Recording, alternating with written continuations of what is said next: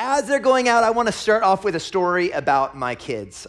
This was when it's probably 5 or 6 years ago when my son Landon, my third born, was 5, and my son Josiah, my second born, was 7. So they were little. We had just moved into this new house in this new neighborhood, and you try to make a good impression on your neighbors. It's kind of what we do. I figure that usually God places me places so that I can have some type of spiritual influence over the families in the neighborhood. So I want to make a good impression on these kids. So it's one particular day, I am at work and my wife's at home, again with my 5 and 7-year-old, our 5 and 7-year-old, and she's like, I haven't seen Landon and Josiah in a while. So she starts looking around the house and she can't find him anywhere. She can't find him in the yard. You guys know, you start getting anxious, right?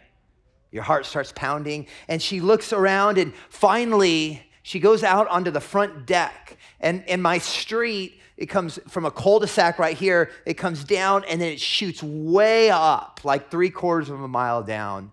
And she looks out and she sees these 2 tiny little figures coming back to our house. She realized, I don't know how far they went, but she sees them walking back, a 5-year-old and a 7-year-old all alone. And she's like, oh, great. CPS is getting called on us. She looks out and she realizes, wait a second. They don't have their shirts on or shoes on. So there's literally these 5 and 7-year-old homeless kids walking back down the street. And no one on my street has kids. So everyone knows these are my kids right now. So she's watching, relieved that they're found, but also like, oh my gosh, I hope none of my neighbors see my, whatever, right? Oh, that family doesn't love their kids. They let them do whatever. So as they walk back, my wife runs down the driveway and she meets him. She's like about to say, what are you doing? Why do you think that you could do that? And she sees my 5-year-old son with his shirt off and he's got marker written by his 7-year-old brother all over his chest, along with the word fart huge across his forehead. And she's like, I'm definitely getting CPS calls on us. So she said, why do you guys think that you could leave the house without even talking to me? And my 7-year-old looks at her, just like as a matter of factly, and says, Mom, because we're mailmen. And my wife's like, wait a second. Wait, as they walked down, I saw them stop at every mailbox. What did you guys do? They had took all our mail and then went out and divvied it out through every house in the entire neighborhood.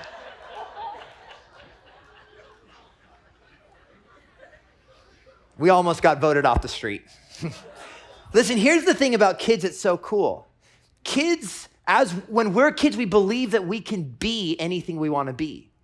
That we have all the potential, we can be whatever profession, that we can be of whatever greatness that we want to be. We just, as kids, we just decide it.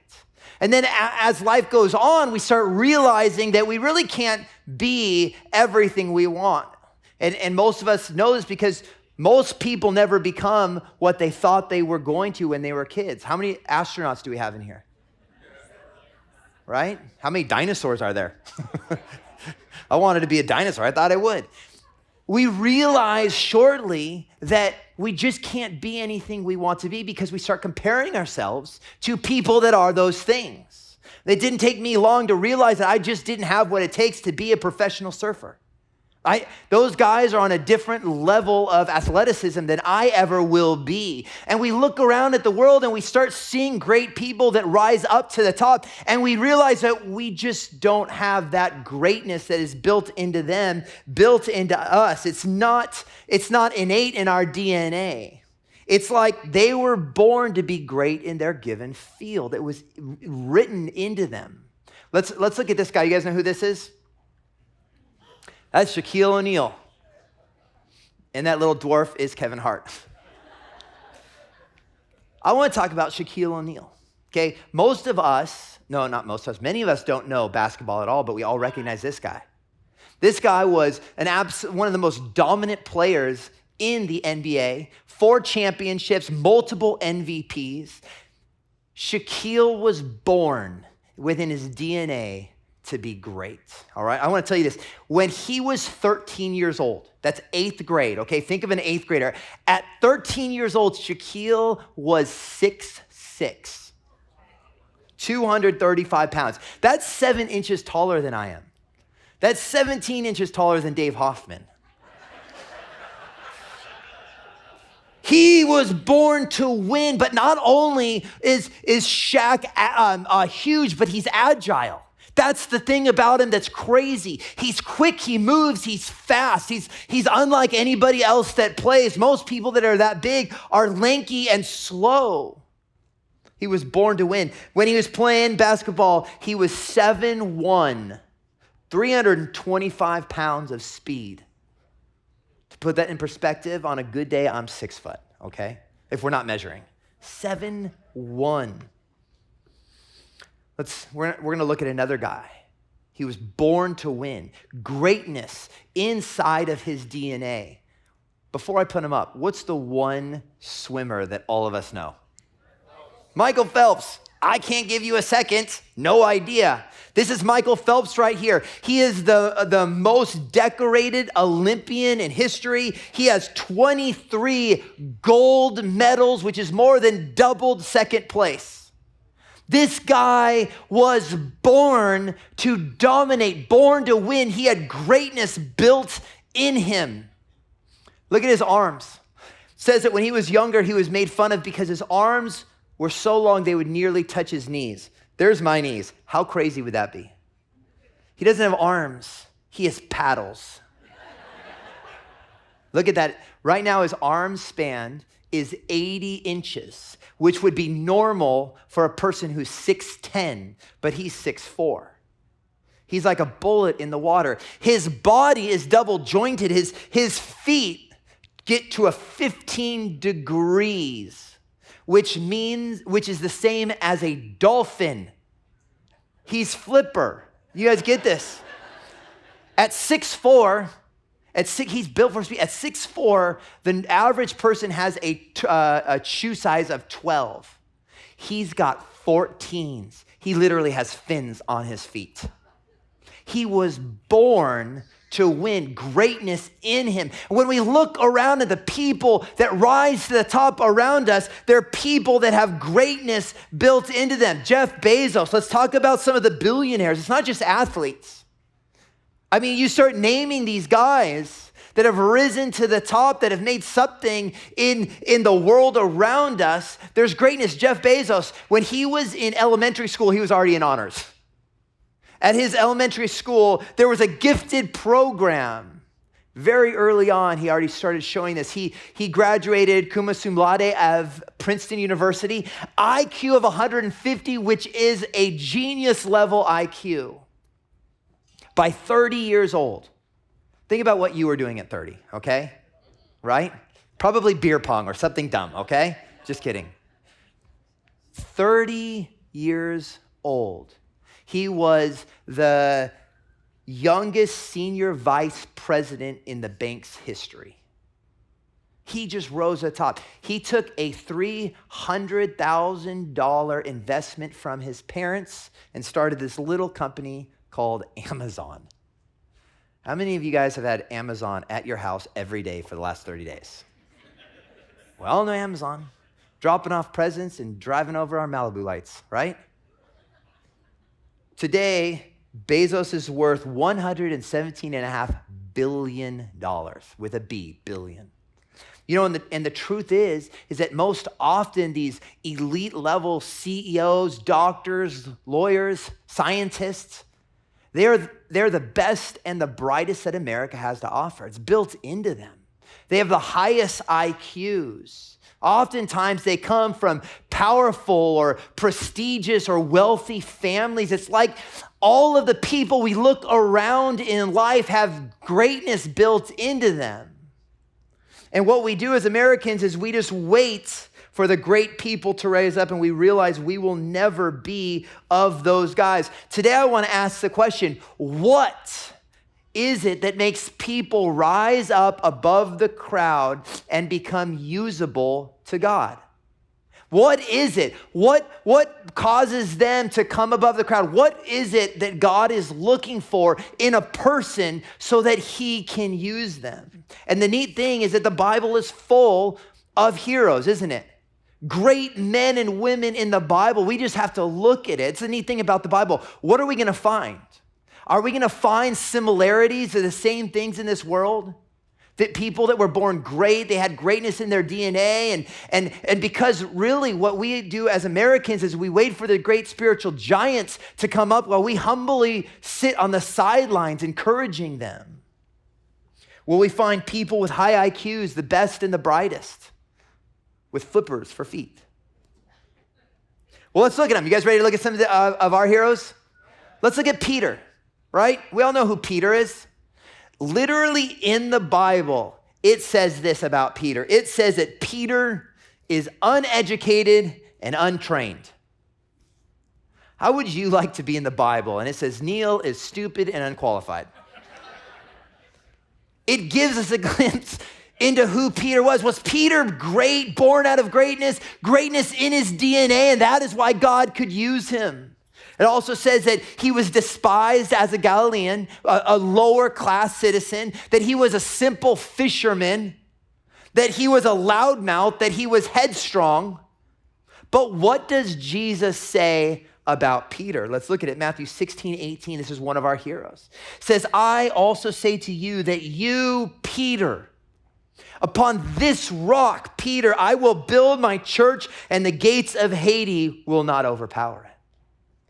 There was nothing innately great about Peter that caused God to want to use him to do great things. Let's look at Saul. Remember, Saul changed his name to Paul. Who was Saul? He was pugnacious. He was self-righteous, right? He was a Pharisee. He was driven to outdo more than any other people. He persecuted those that followed Jesus. He kidnapped those that fought. Does it sound like a good guy?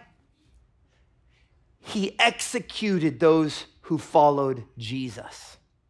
In fact, the Bible says that he breathed threats of murder out of his own mouth for those who followed Jesus. But what does the Bible say about him? Was he great? No, he was horrible. But on that road to Damascus, the Lord appears to him, blinds him. He goes to stay at this house, and God goes to a prophet named Ananias and says, Ananias, I want you to go pray over Saul. Here's what Ananias says about Saul. This is what he was believed. Acts 9:13 through 15 says, but Ananias answered, Lord, I've heard from many about this man. The dude is bad. He's a bad man, bajamba. I don't want to go over there. He kills Christians. He's as bad as they come. I don't know about this. I've heard of how much harm he did to your saints at Jerusalem. And now here he has the authority from the chief priests to bind all who call on your name. But the Lord said, go, for he is a chosen instrument of mine to bear my name before the Gentiles and kings and the sons of Israel. God looked out and he saw a chosen instrument to kings and to his people. Lastly, let's look at Zacchaeus, not Zacharias. Oh, I wonder if I did that at the other services. Zacchaeus, if you remember, out of his own mouth, out of his own admission, that he was a traitor. He says that about himself, that he is a liar and a thief, that he stole. This was out of his own mouth, that he was a social outcast, that people didn't like him. But when Jesus comes onto the scene, he wants to get a glimpse of Jesus. There was nothing great about Zacchaeus, nothing at all. Luke 19:3-5. Zacchaeus was trying to see who Jesus was and was unable because of the crowd, for he was small in stature, like Dave. That's in the Greek. So he ran on ahead and climbed up into the sycamore tree in order to see him, for he was about to pass through that way. When Jesus came to that place,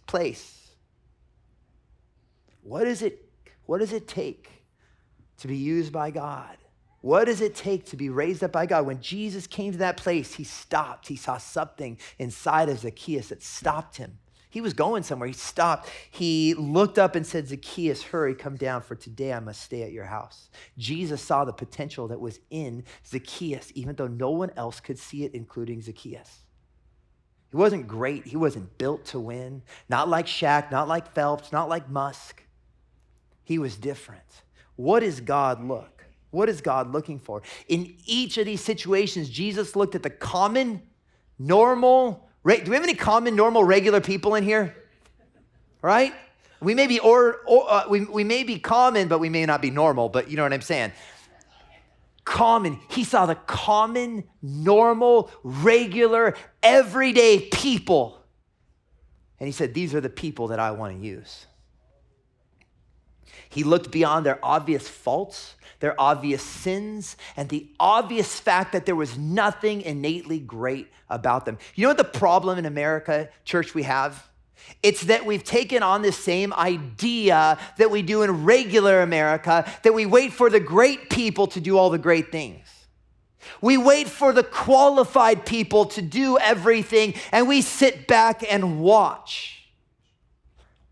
But that has never, ever been how it's supposed to be in the kingdom of God. See, the most important thing in life is not how you see yourself, but how God sees you.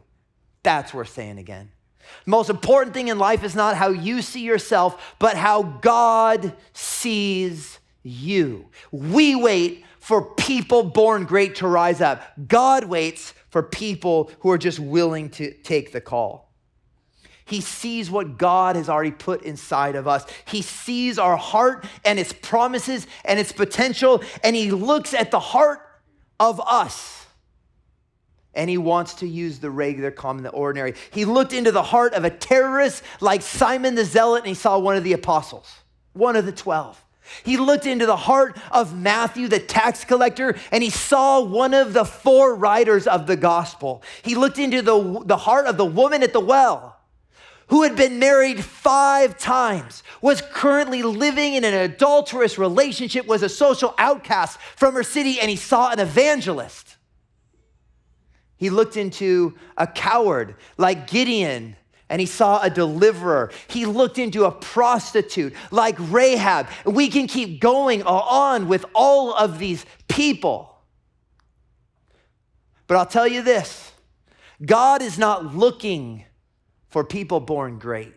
He's looking for people who are normal, common, everyday, and he makes them great. You know that? It's you, it's me. Let's talk about Mark. You guys ready to pick on Mark? He's my dad, I'm allowed to. Mark was an alcoholic. Out of his own mouth, he talks about it. He was an alcoholic. 6 days a week, 6 nights a week, he was in the bar. He's depressed. He's talked about this many times. No vision, no drive, no plan. He's just a beach bum. Nothing innately great in him. Yet look at what he's done. You guys ready to pick on Dave? Let's talk about Dave. Dave was under psychiatric care. He had to be medicated. He'd fried his brains on drugs, and he had just fear, so much fear he couldn't work, he couldn't operate, he had to move back into his mom's house. He was a drug dealer at one point. But look at what God has done through Dave. Normal, right? Yeah. Normal, ordinary, common. Let's pick on Hank. Let's do Hank too. I like Hank. Hank used to be a long-haired biker type. I know, crazy, right? Long hair. Hank used to be a long-haired biker type. He would play in a band in bars all the time. He streaked across Mount Helix High School, and that was just a couple years ago. No, he was in high school. My point is that these guys that we look up to, that it wasn't greatness in them that God called out. It was normal, regular, everyday, common people like you and me. That has always been God's plan. You know, we expect for God to use spiritual giants to do the ministry, and all of us get to humbly sit back on the sidelines. That is not God's plan. God's plan is to use ordinary, regular yous and me's. Let's read 1 Corinthians 1, 26 through 29. It says this, "For consider your calling." This is what we're talking about, calling. For consider your calling, brethren. How does God use people? What does he look for? "That there were not many of you wise according to the flesh, not many mighty, not many noble, not the cream of the crop, the best and the brightest, not the strongest, tallest like Shaq, not anybody with flipper feet. But God has chosen the foolish things of this world to shame the wise." And God chose the weak things of the world to shame the things which are strong, and the base things of the world, and the despised God has chosen, the things which are not, so that he may nullify the things that are, so that no man may boast before God. This is a remarkable message to us. When God looks out and he chooses someone, he tends not to choose the wisest, brightest, most influential from noble backgrounds. That's what the world chooses. When he goes out to choose people to do his will, it says it right here. He chooses the foolish, the weak, the lowly, the despised, the common, the regular, the everyday, the ordinary, the you and the me. Doesn't that make you feel good? You don't have to wait for other people better qualified to do what God has placed in front of you, because God won't call them. He's already placed it, given it to you. God does not wait for those born great. He uses us. In fact, he looks inside of this room and he finds everything that he needs to do his work sitting in the seats right now. The problem is we don't see it ourselves. There's this statement, and it speaks so much. It says, God does not call the equipped. He what? He equips the call. See, God doesn't call those who already have all of the qualifications, that have everything set in line, that have already done it before and proven themselves. No. God's different. He calls the normal, the regular, the ordinary, and then he equips them as they walk forward. That's been my life. I take one step. I mean, sometimes I'm terrified, like, I can't do this. But God equips me in the moment. Rarely ever do I feel like I've got all the pieces to move forward. All we need, all an ordinary, normal person needs, is a call, is a vision for what God can do, what he's calling them to. Great human beings are not born. They are created by the vision they hold. That's worth saying again. Great human beings are not born. They are created by the vision that they hold. We all know the story about that little tiny Albanian woman who we call what? Mother Teresa. Let me tell you something about Mother Teresa right now. Mother Teresa didn't really stand out most of her life. She didn't stand out in her convent. She wasn't especially noticed by her peers. She wasn't a great student. She wasn't even like incredibly righteous and holy. But over the years of doing work, God started giving her a vision. And that vision stretched her. And that vision inspired her to be the woman that we all know today. I mean, she's not around today, right? Today, when you look around, though, she is known and admired throughout the world by presidents, by kings, not because she was great, but because she grabbed a great vision. Kingdom of God, it's not the person. It's about the vision of God that they hold on to. Great visions do not come from great people. Great visions make great people. You know what we need to do as an American church? We need to stop waiting for more qualified people, for people who we think are better, to start doing the things that God has called us to do. You know that? We need to stand up and we need to realize God uses ordinary people like me. Visions inspire us. That gives us strength and bravery to do what we wouldn't normally have the courage to do. We just have to take it. You know, in the Old Testament, it talks about, we read all the time, dozens and dozens of times it says, and the word of the Lord came to fill in the blank, right? Comes into all these people, and that person gets this vision, this calling, and they become a prophetic voice to Israel. At one time in church history, God would raise up the great. But that's not how he does it now. Now he pours out his spirit over all mankind. Say all. Say me. Romans 8:14 says, for all, that is me, that is you, for all who are being led by the Spirit, these are the sons of God. Think about what this means to us right now. It means that every one of us has the ability and the calling to accept the vision that God has for us in where we are at in this moment. Do you think that you are in your neighborhood on accident? Think about this. Do you live in your neighborhood on accident? Or do you think God has a plan and a purpose and a calling for you on that street?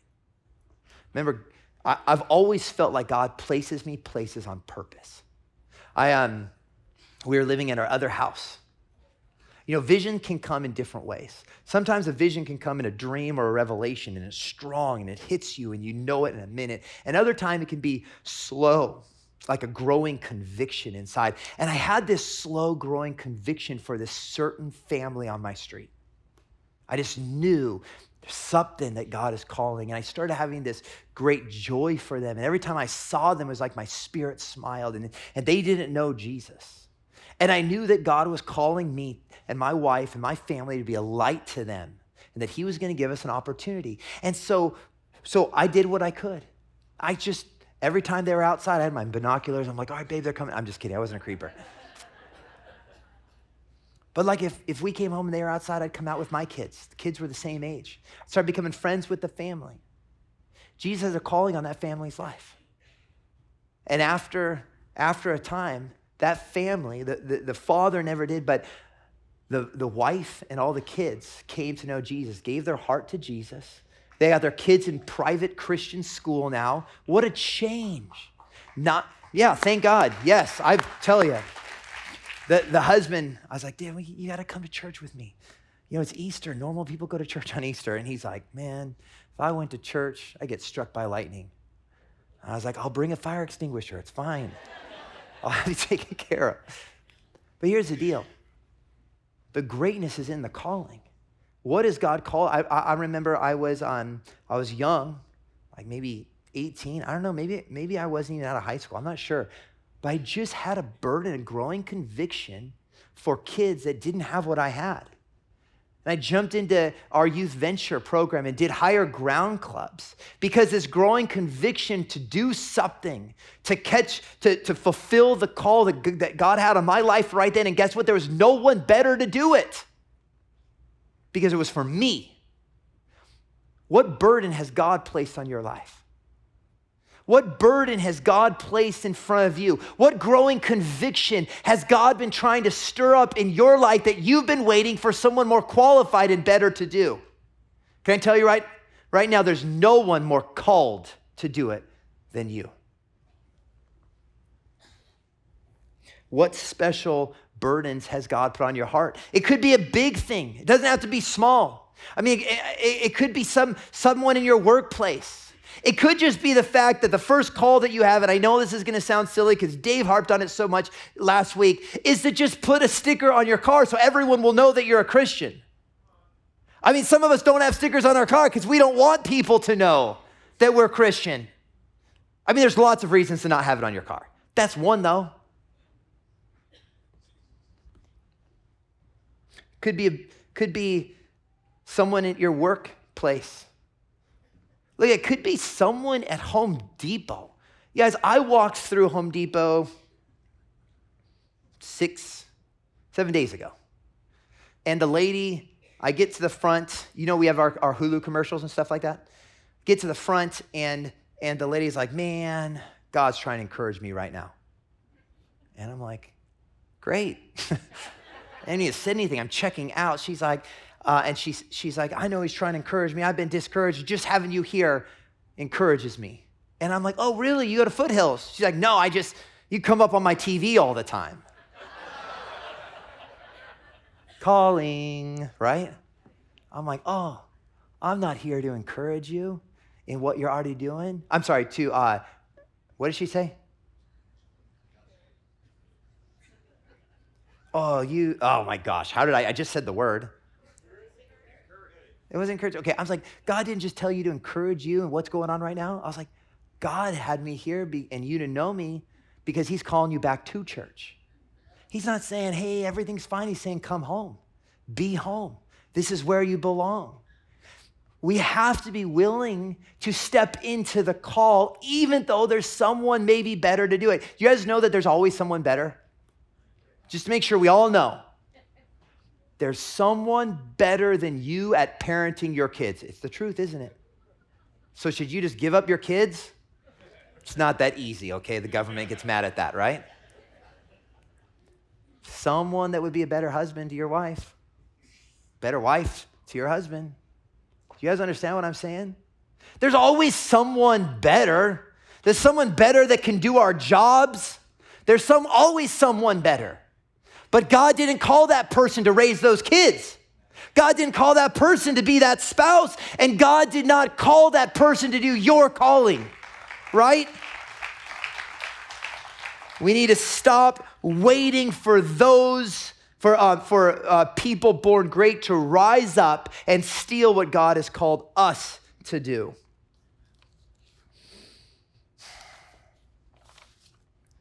Let's get the band up here. Mike Huckabee, he has a story. Mike Huckabee talks about this time that he took his daughter to Israel, and they went to the Holocaust Museum. And in the Holocaust Museum, he was watching his daughter as they looked at all the pictures and they read all the plaques and really started to gain the story. She was young, gain the story of how bad the Holocaust actually was. And they didn't talk a lot because she was just really breathing it in, and she was tearing up. And at the very end of this museum, there's this book, and you can write your name inside of the book. Or you can write a comment inside of the book. And his daughter goes up to the book and spends too much time to just write the name. And Mike Huckabee is interested, and he starts leaning. He wants to know what she wrote. So after she's done, she leaves in tears, and he walks up, and she wrote 5 words. Why didn't someone do something? She couldn't get it. She didn't understand it. Why didn't someone rise up? Why didn't someone stop this? And I've had that question in my life. You know, when I look back, 1962, when prayer was taken out of the public school, you know my thought is, my question has always been, why didn't someone do something? Why didn't the church in America rise up? And then in 1963, when they took the Bible out of the public school, where was everybody? Why did someone not rise up? And now that I'm an adult, I can answer the question. I know the answer. It's because common, regular, everyday people were waiting for someone else to do it. It was theirs to take, but they were waiting for someone else. And then this fear came over me. What will my kids say of my time, of our time? What is going to happen if we don't rise up, if we don't start taking initiative, if we don't start taking the calling that God has put over us? What will our kids say? Why didn't someone do something about our time? It's time that the American church stand up. The ordinary, regular people start taking the call. It's sad when we have, yes, it is. It's sad when we have higher ground clubs that are ready to start on public schools, but we don't have the people willing to do it because they're waiting for someone better than themselves. Do you know what I'm talking about? Buses. I want to buy 10 more buses to go out and but we don't have enough people to man the buses, to get the bus kids, the youth ventures, you name it, fill it in. Let's stand up right now. I love that series of movies, The Bourne Identity. And one of the things that I think is really neat in the Bourne Identity movies, it's like you have this lady or this man, and he's working in a flower shop, and his phone rings. He's not really a flower shop worker, he's a spy. That's where he's working, and his phone rings, and he answers it, and it just says, "You've been activated." He sets the phone down, he walks out of his job, takes off his apron, and then goes and does something really horrible. But he was activated. In all those movies, there's people all over the place, stationed in all kinds of areas, over all kinds of countries, in all kinds of neighborhoods, in all kinds of workplaces, waiting to be activated. In those movies, they get the call, they set the phone down, and they leave, and they go to do what was really in them to do. I want you guys to hear something right now. Please listen to me right now. We've been activated.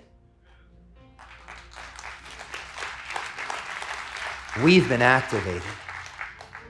And I'm not talking about the great people, born great in this world have been activated, the normal, everyday, regular us. We've been activated in our neighborhoods and in our workplaces and amongst our families and in this very church. Are we willing to put what's in our hands down and accept the call? You know, right now I know that as I talk about this, that God is reminding us of calls that we had over our life that we've tried to push aside. We've kept our hands busy with the whatever that we're doing, and he's reminding you of his call, and he's calling you out on it again.